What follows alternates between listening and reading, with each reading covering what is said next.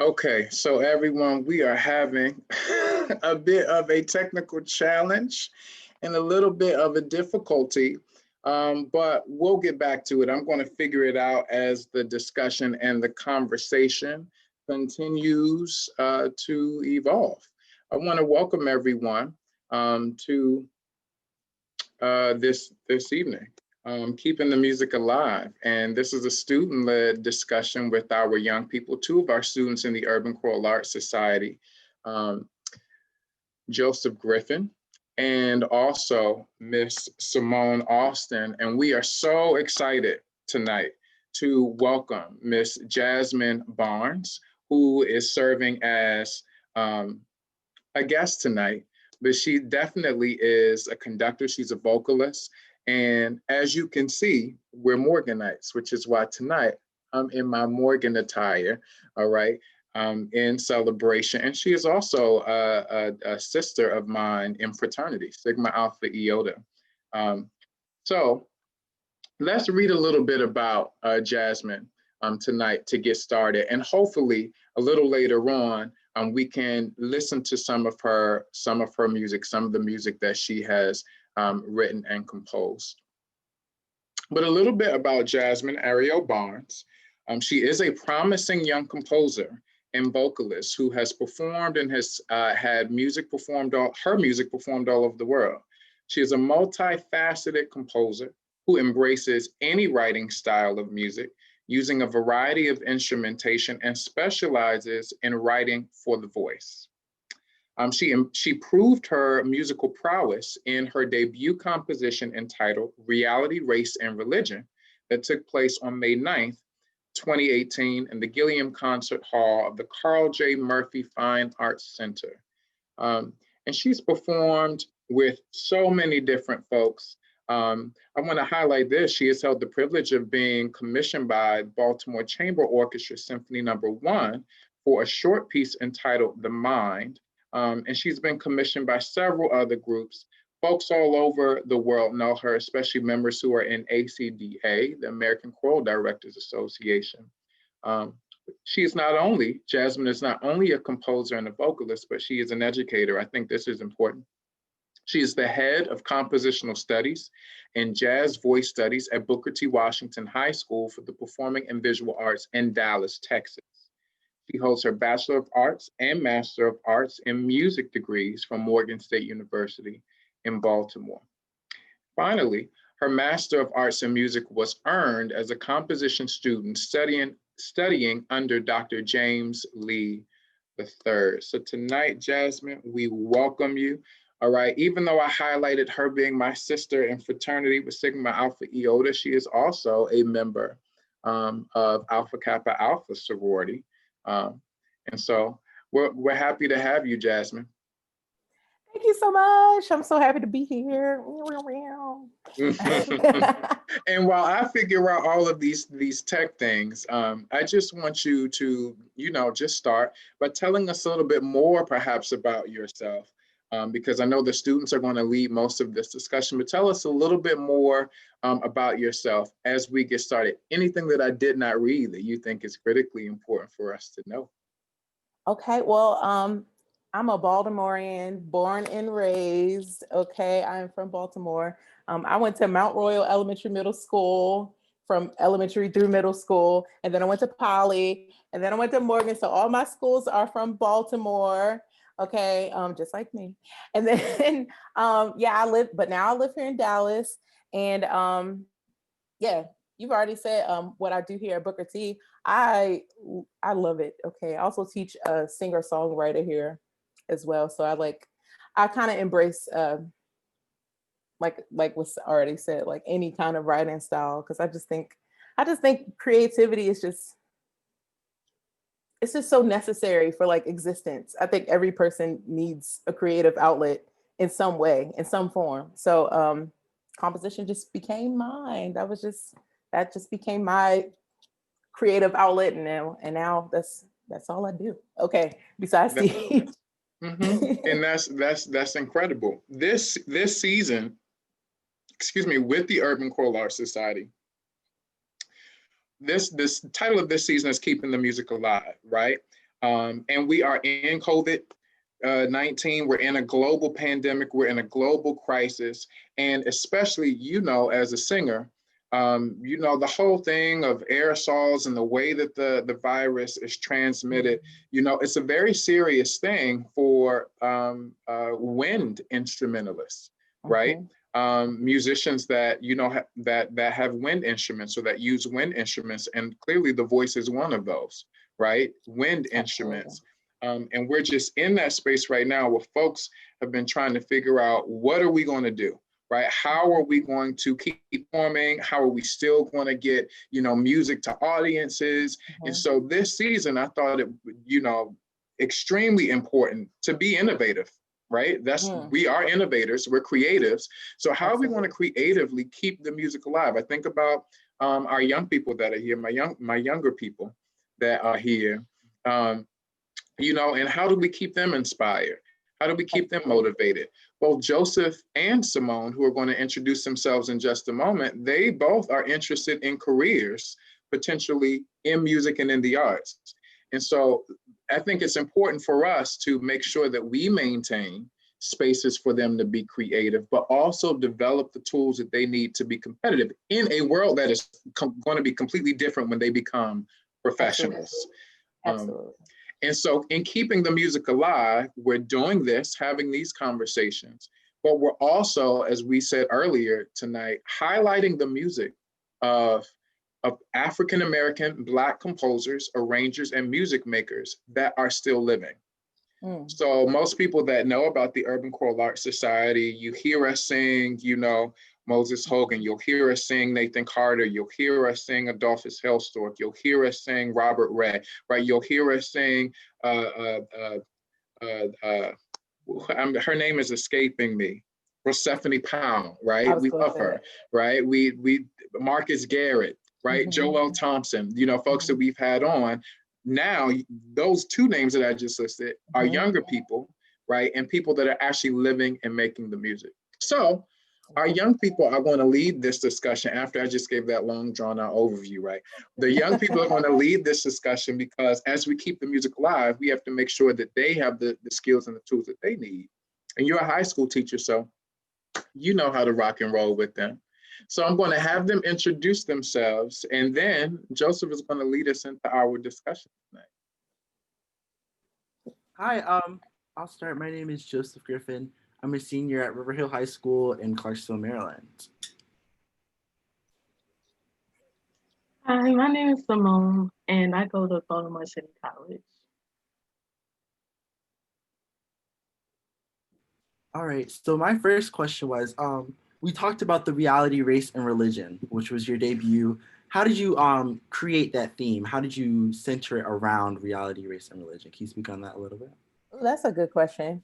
So during my master's studies at Morgan, I knew I was going to do a composition recital. The thing is that I was the first composition student at Morgan, like as a major. So that was kind of an interesting thing. Me like pretty much, it was like I was making it up as I went along. Okay, fake it till you make it, okay? So the point of me titling that, because I just wanted to be a culmination of things that define myself. You know, my reality, my race, my religion. These are all things that not only define me, but that's what other people see first, right? And it's just something that we can't hide, for better word, you know, we can't hide it from the world. And I just thought that that would be befitting for me displaying something that a lot of people didn't even know I did until they went to the concert. They were like, wait a minute. I thought you were going to sing or something and you didn't come out and sing. So what is this? And I was like, no, everything you heard, all an hour and 30 minutes of that was completely music that I wrote. And they were like, oh, I didn't know that was what was going on. It's like, it's so strange. But I just wanted it to be titled just a full combination of something that represented myself, something that resonated with me. Right. And yeah, that's that. Powerful. Being able to like understand how you are as a person and then convey that through the writing and the music. That's really powerful. Thank you, Joseph.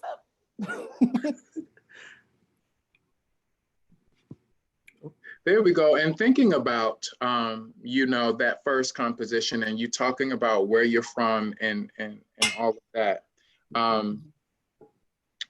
What inspires you, right, to compose, right, and to be a music maker? Because you're also a singer, right? And you know, I think you're a pretty good singer. And yeah, I mean, so. But we didn't attend Morgan at the same time. You know, I had graduated before you attended. I mean, before you came on to Morgan, but we met several in different ways through Morgan though, right? And of course we were members of the choir, you know, and all of that. But talk a little bit about, because we were talking about it earlier, right? Composition and arranging, those tend to be male dominated career paths and career choices. And so talk to us a little bit about why you chose composing and arranging as a part of your path, because you still sing, right? But why did you choose composing and arranging as a part of your musical path? And then what words do you have for young women like Simone, who's with us tonight, who are budding into the career and budding into the industry? What words would you have for them?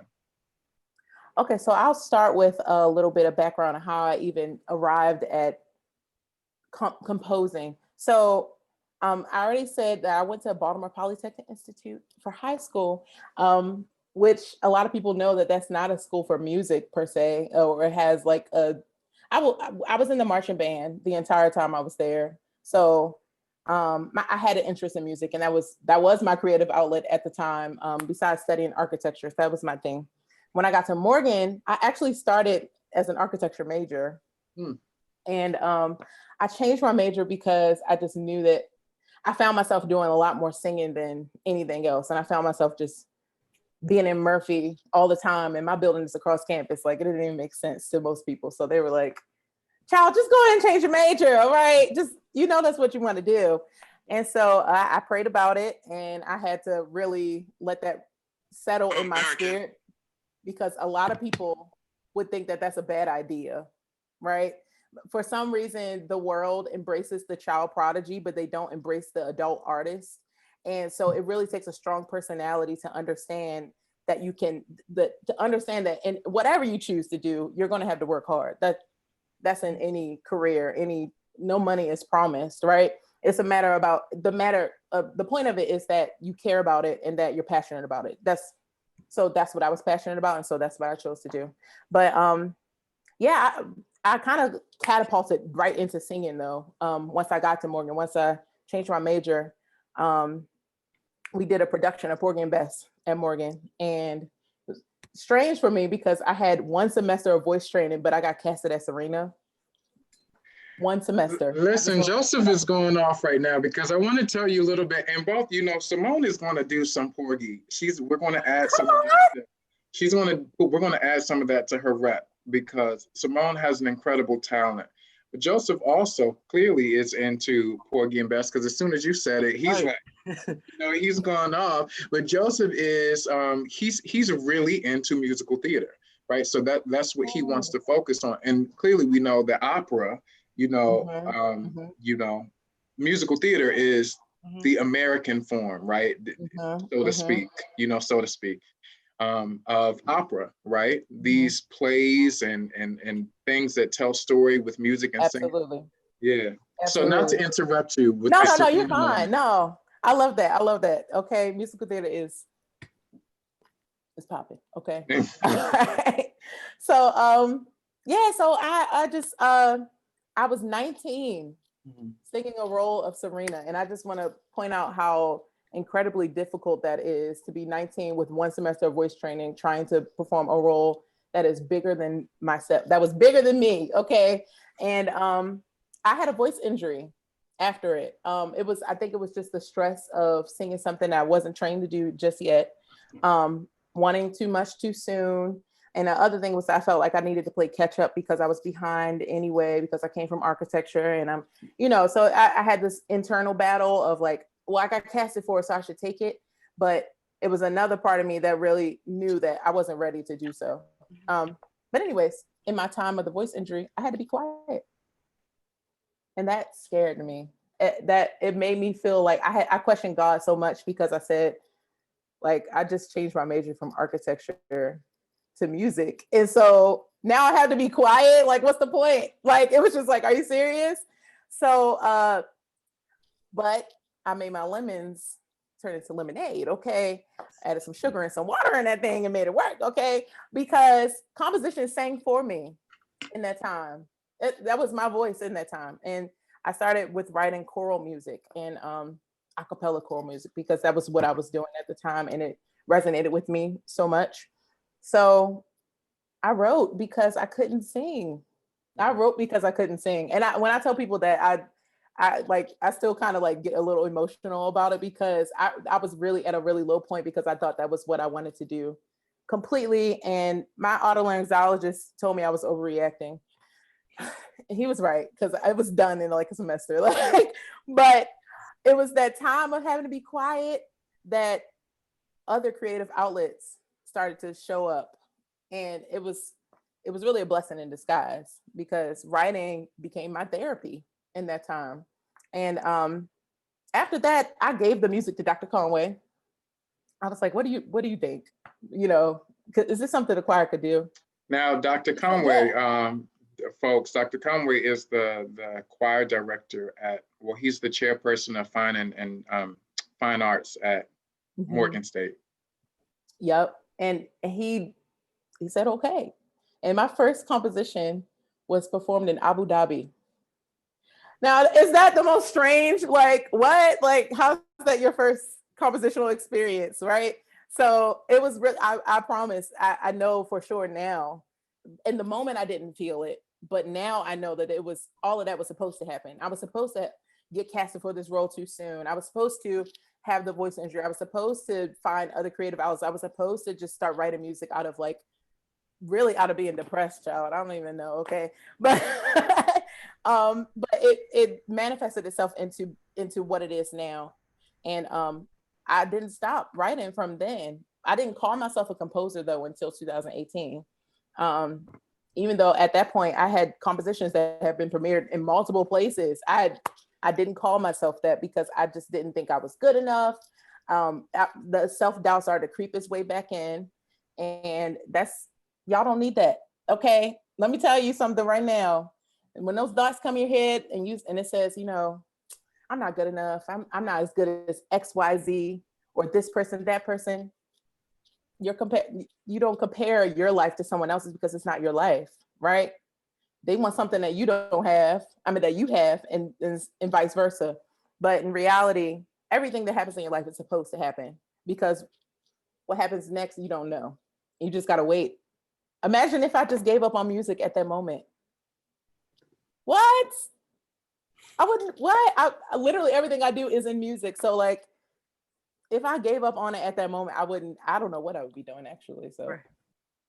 I think that kind of. Oh, sorry. No, you're fine. I think that spirit of determination is something that we could really use and learn over this COVID period because Mhm. if we stop what we're doing right now, we're not going to be able to move forward and get where God wants us to be. So I love Okay. You know what else too? So COVID, I feel, has pushed the music industry into technology because so long we've relied on live performance and live space and just sharing our gifts in open space. But now we have to figure out some technology things, right? We have to figure out how to use GarageBand, how to use MuseScore, how to use Logic, how to use, all these softwares and tools because it's really it was really necessary that we needed to get to this point, really. So now you're finding musicians and singers being technicians too. I think that's actually a pretty cool thing if you take advantage of it. So yeah. Um, First, I want to say that you are truly blessed, and I love how you just expressed your journey in a way that you felt was most important. And well, my actual question is, I heard you say before that everyone does need a creative outlet, and you don't really mind the different kinds. So can you like speak more on like your personal beliefs on that? Sure. I feel that creativity is creation, first of all, is why we exist, right? Creation is why we exist. And I feel that creation exists to create, right? So, and what better way to create than to draw or to sing or to dance or to act or do things that are literally right there accessible and you can use your body and do. And I think that's so important to understand that, our bodies are limitless in skill if we allow our minds to connect in that way, right? So when you think about things that you say, oh, that would be nice if I could blank, right? Try it. Um, I say this all the time too, especially growing up in Baltimore. I feel fortunate that in Baltimore there were so many creative outlets. Um, I mean, all over the place. I was in Twigs for dance. That's so random. I don't dance anymore, but but I was for a long time, and my mother never had to pay a dime for it. I took art classes at Micah. My mother never had to pay a dime for it. My I took art acting classes at Arena Players in Baltimore. My mother never had to pay a dime for it. I mean, like all these things just they were just there. And my mom was the type of person that was like, you're gonna do something this summer. Okay, so so I don't know what it is, but you're gonna do something, all right. And I I I feel when I was younger, I definitely embraced that. Um I sometimes I wish I had the mindset of what I had when I was younger because apprehension starts to set in when you're older and you start to second guess yourself. And really, you should listen to your first mind, especially when it comes to things that you want to do and comes to your goals and aspirations. Um, you definitely should listen to your first mind in that because that's obviously something that is trying to be birthed out of you. So yeah, I think everyone should have some type of creative outlet, whether it is, you know, writing poetry or enjoying music. Honestly, you can just listen to music and that is a creative outlet because you're absorbing the things that are around you. Um, I just think creativity is just something that breathes in us and we should embrace that. Some people are very, rigid. You can tell they don't have no creativity in their life. All right. So just be free. Mm-hmm. Speaking about the creativity, so like I'm a senior, so I'm thinking about like where I want to go to college and the things that I'm thinking about. And everyone is telling me like I want to go into an arts degree, so I want to major in music theater. So everyone's telling me that to get this full experience in like the arts, I'm going to need to have to go to an HBCU. Can you speak on your experience? Because like they're talking about how and I kind of agree with them how I won't get that creative aspect at another college. I'm gonna get that for me at an HBCU. Can you speak on your experience at an HBCU and how kind of facilitated I you? would love to. Do you hear me? Love to. Okay, I had to tell you all about Morgan State University. Boop. All right, so I will say my experience at an HBCU. Uh, you ever have a teacher that really cares about your well-being? like that treats you like a mom or a dad, or like someone that just really actually cares about what happens next for you. That's what it feels like at an HBCU, because you have so many teachers that are actually invested in your future. I think that is rare. You can't get it at schools that have 7,000, students or so, because you're student 152 in their class. You're not Joseph, and it's not a personal thing. So for me, it was being at Morgan that I know for sure developed even my confidence to try new things, honestly, truly, because I mean, y'all, I had never been on a plane before. A plane. I had never been on a plane, and my first time on a plane was going to Brazil with Morgan Squire. Isn't that like, Right. that's what I, you know what I mean? So there are people there that invest into your future, and I think that is so important, especially as a young Black person. There are not too many places in this world that embrace you, right? And being in an HBCU, that is completely embracing you and your culture. um I had teachers that wrote in their syllabus, if you come to my class in pajamas, you're getting kicked out. It's not, you're not coming in here any, all willy-nilly, okay, with your Starbucks and your Uggs and your pajamas. You're not coming in like that. You're coming in like you're ready to show up. You're coming in dressed as the person you want to be, not as the person you are right now. Because we're preparing, right? They were preparing us to be competitive, right? To Absolutely. compete, right? And that, Joseph, and we talked about this with Dr. Garrett, like because he was talking about Florida State, I believe, where he also attended, because he attended Hampton, right? But he also attended Florida State. So we had he got both worlds, right? He got experience in both worlds, and he got to see both sides. But the HBCU, I will say, does prepare, particularly young Black people, and now Latinx folks. They're preparing us to be competitive, because a lot of the spaces, just like Jasmine just said, are not, you're a number, right? You're a number, but they're not looking at you as, someone who, number one, we're talented, right? But how do we cultivate that talent so that you can compete with people all over the world, right? And you, that attention that she's talking about, it is difficult to find in places that are outside of the HBCU. Absolutely. What I want to do, Jasmine, and because I know that Simone and Joseph have a couple of more things to talk to you about, I want to try to play Sometimes I Cry again. Okay. So that we can watch a clip of a performance of your composition, and then we'll come back to chat about it. Okay.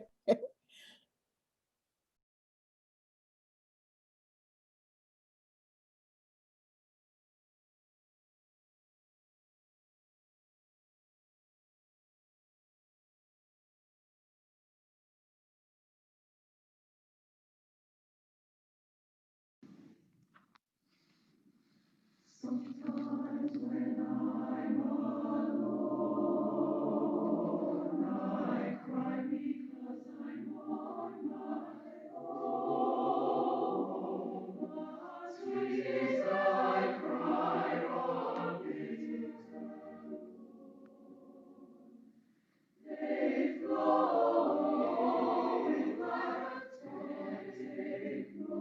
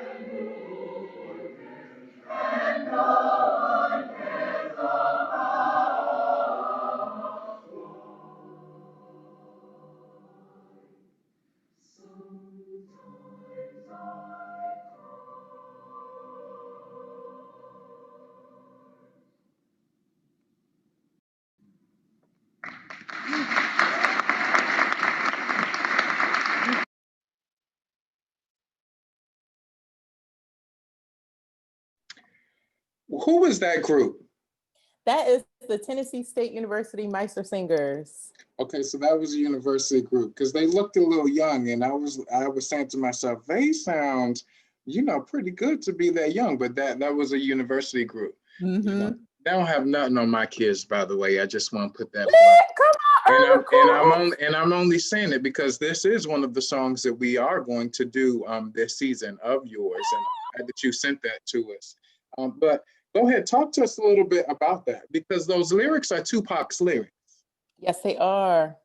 That is poetry written by Tupac. So one thing I think is also cool is that Tupac lived in Baltimore for a portion of his childhood. So he went to Baltimore School for the Arts, and it was an acting major there, a theater major there. So I think it makes a lot of sense to me how poetry and I don't know. I feel like Baltimore has produced quite a bit of poets actually. I don't know if people like research it that much, but like for instance, like Edgar Allan Poe was from Baltimore. It's quite a few.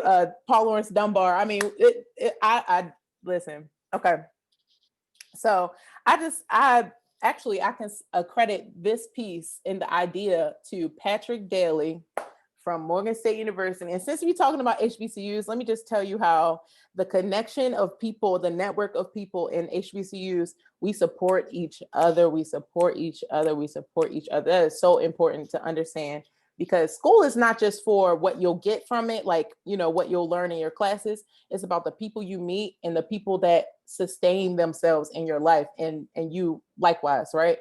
But yes, Patrick Daly, okay. We love you, Patty. All right. Okay. Listen, bruh. All right.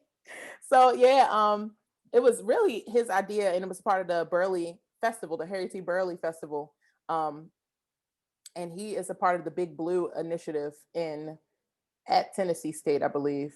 It's in Nashville. I'm make sure I'm saying this right.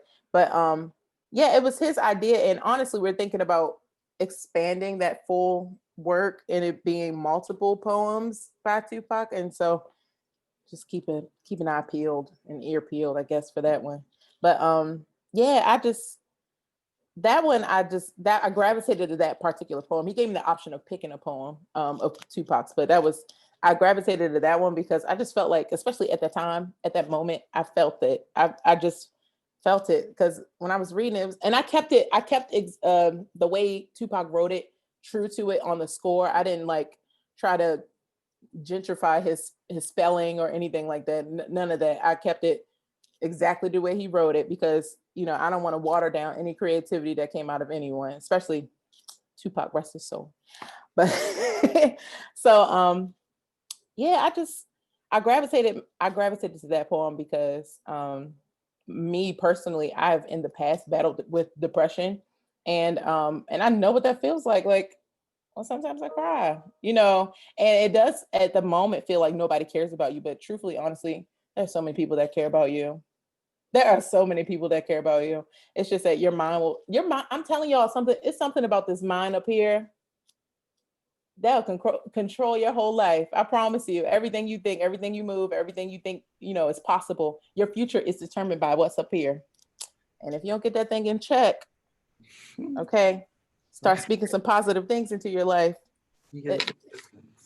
It'll listen, okay, but go ahead. But yeah, that's how that came to be. And I'm glad you brought that up, because Joseph is a poet. Yeah. All right. So I love that. I got chills from that. It was really powerful and moving. So as a poet, I love Tupac. And when we kind of go into like the things that inspire us to do what we do, I know, like for me personally as a poet, that'd be like James Baldwin. I asked Dr. Marcus when he was here last time, who are some inspirers? Who inspires you to do what you do? I was honestly, truly, I tell people this all the time. I would accredit it to direct people, but in reality, it has to do with just like a collection of life. My times in church, hearing my grandmother harmonize with herself. Okay, I don't know. She was just Right now. singing her own thing. All right, she was doing her own thing. Everybody, singing the melody. She said, "Not me." All right, and so I collected that. That was something I collected in my musical experience. Hearing people spit poetry at poetry slams and open mics and stuff, especially at Morgan State University. Like, I collected it. It was a collection of things. It was so many things. My first time hearing Morgan's choir before I was in the choir, it was a collection. I collected it. Being in the marching band at Poly, I collected. Like, I just along the way, you just collect things, and none of it is invalid. All of it is valid forms of art, right? My uncle playing in Sankofa, playing drums in Sankofa, I collected it. It was a collection of many things. And over time, it became what it is. Now, I do have favorite composers like William Grant Still and Florence Price. And actually, I'm a big Debussy fan as well, because beautiful language. Listen, I'm all right with WC, but the first two I'm all that you right with named, Debussy. the first two that you named, they black. Listen. They blackety black, and they made some really incredible music Yes, they during did. times when Black people were not, like, we weren't we were not embraced. we were not embraced, let alone could we sit in the same performance spaces as white people, right? So this was a completely different time, but they loved our music, okay? They loved the color. They loved what we could do, right? And so listening to you talk, I think about just that right there, right? All of the experiences that come out of a person's life inspires them to make art, which becomes so powerful. Joseph just mentioned James Baldwin, one of his, inspirations as a poet, right? James Baldwin did not live an easy life. And Joseph, if you know about James Baldwin's life, you think about his upbringing, the way he traveled to Europe and was accepted better in Europe than he was here in the United States, but was compelled to come back to the States in the 50s and 60s because he needed to speak up for the marginalized, right? He needed to be that voice that we needed James to be, and quite honestly, James still is speaking, So to Jasmine's point, I love what you said. It's a collection of things that keeps us inspired. I think about Simone right now. And Simone you're going to hear her soon, because their recital that they're working on, they're getting ready for a recital, right? Come on, recital! Okay. They're getting ready for a recital. And, this is the first year that we're going to, be in a virtual recital space.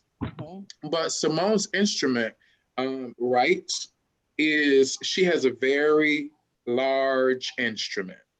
Okay. I know about this life. And yeah, you know about that life, right? She has this very large instrument. And some of the things you've been talking about tonight, like you talk about the vocal injury that you had once you got to Morgan, right? Because you were singing repertoire that perhaps your voice was not yet ready to do. Oh, yes.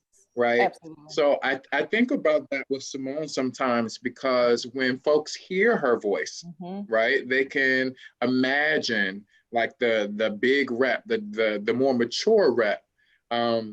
But I, as one of her conductors and someone that works with her, have to be cognizant of that also, right? And making sure that, Simone, you are put in situations that are appropriate, but also tease you a little bit, right? To start getting ready for things that are going to come in the future. So it's a collection of things. That's what I'm getting at, right? The different repertoire and the music that we expose them to now will prepare them for like opportunities and experiences that are to come that they can't necessarily see right now.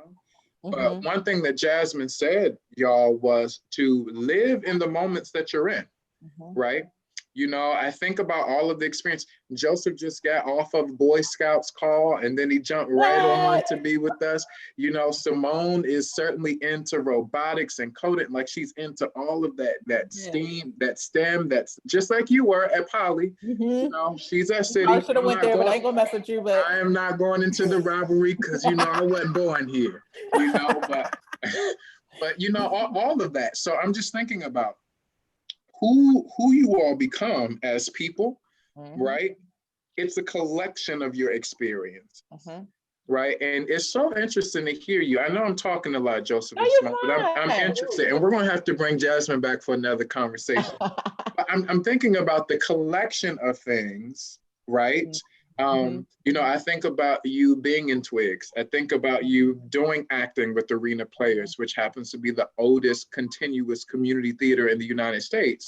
That's in Baltimore, right? I think about you playing in the marching band at Poly and then going to Morgan to sing.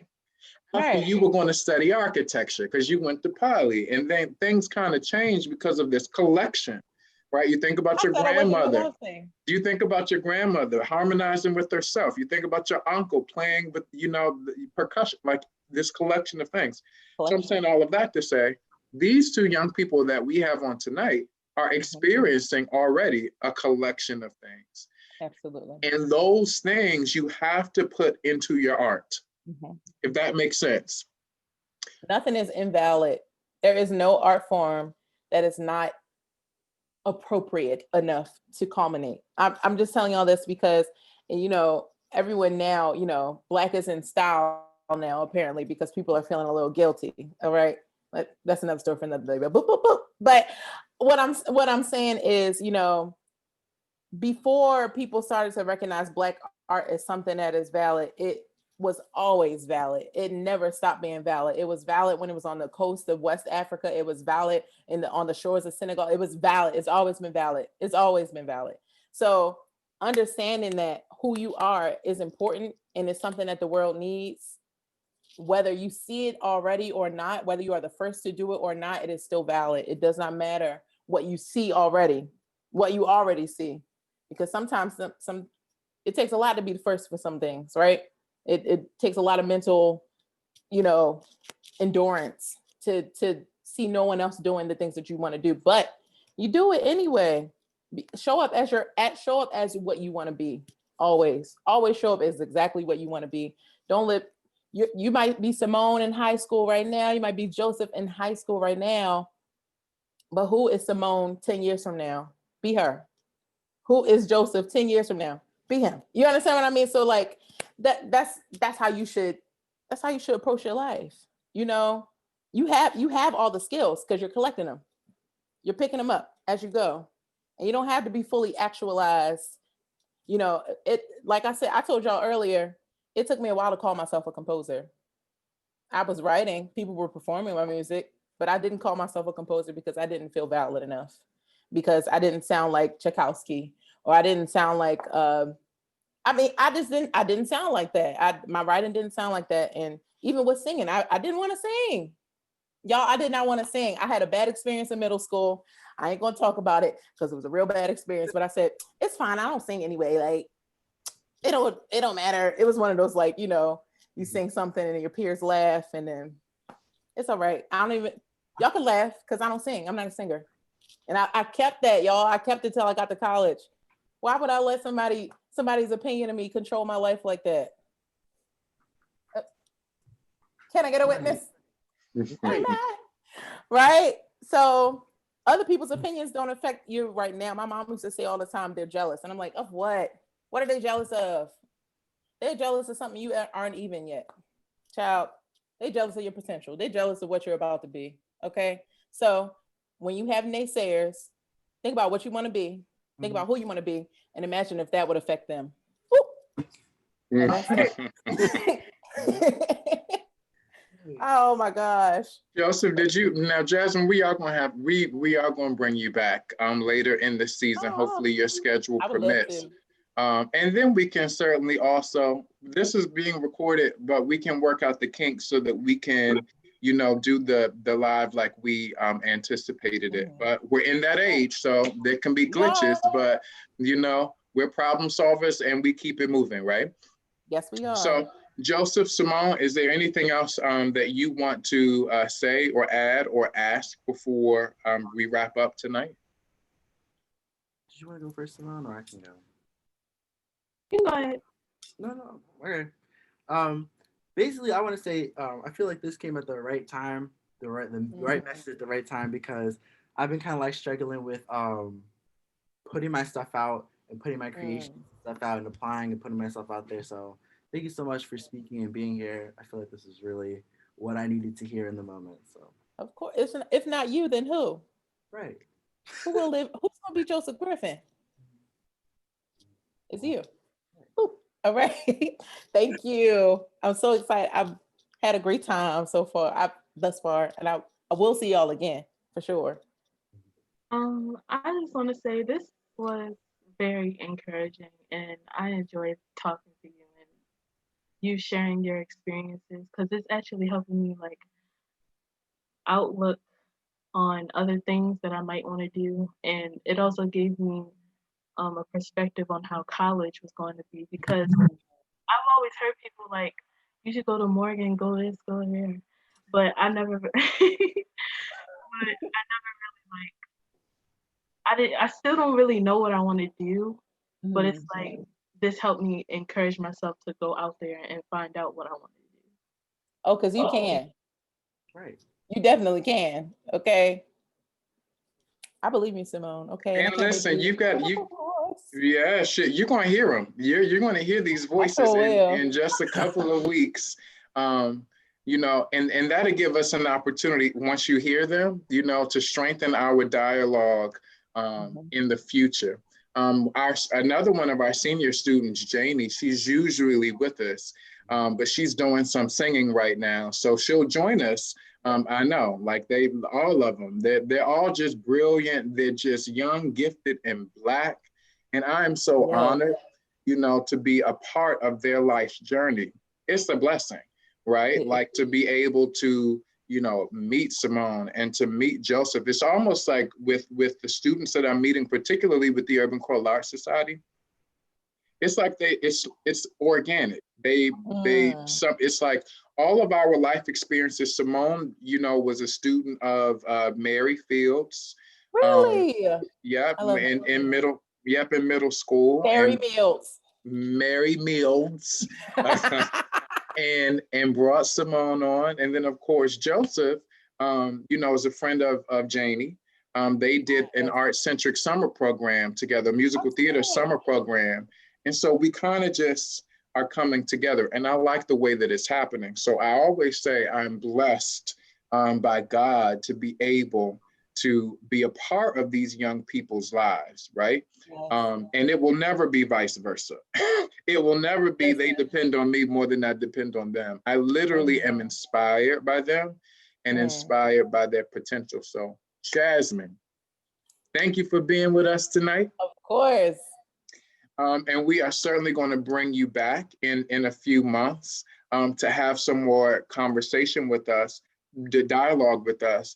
And hopefully it will be around the same time that we'll be focusing on your music, on your piece as a group. All right. I'm excited too. So stay safe, y'all. And I will see you all on Saturday. But Jasmine, I'll talk to you soon. I'll talk to you soon too. Take care, everyone. Bye, everybody.